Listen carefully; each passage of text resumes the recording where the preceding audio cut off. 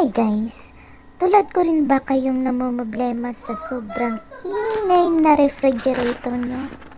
Halika, ayusin natin yan.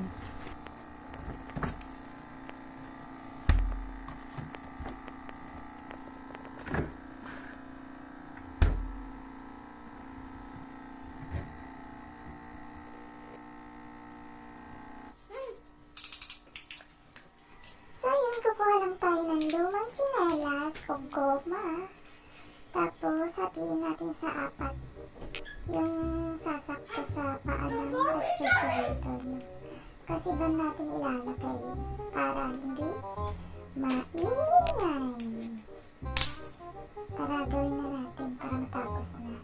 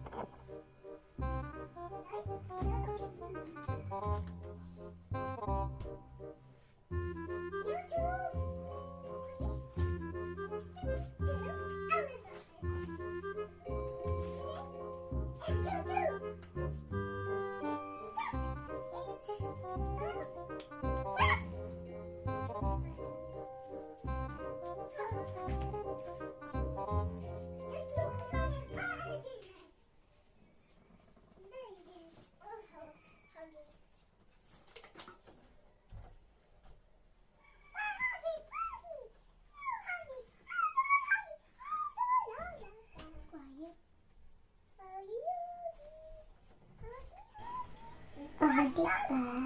Tsinelas lang katapat mo. Oh, di wala nang maingay. Oh. So, dalawa lang na paa yung nalagyan ko. Hindi na siya maingay. Pero pag dalawang paa maingay pa rin, lagyan nyo na rin yung sa likod. Hindi ko kasi maabot sa likod eh. Mag-isa ko lang. So, buti na lang tumigil yung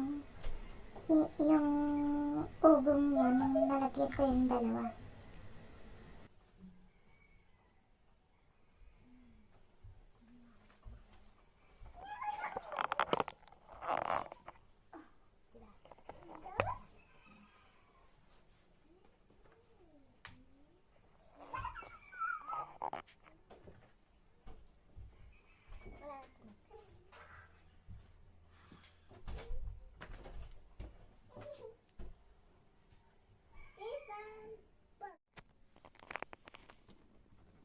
So after malagyan ng goma sa mga paa niya, ito na siya, hindi na siya maingay. Hindi ko na siya naririnig na umuugong. Ayan. Wala ka nang naririnig na So, compare sa walang goma, ito naman yung walang goma.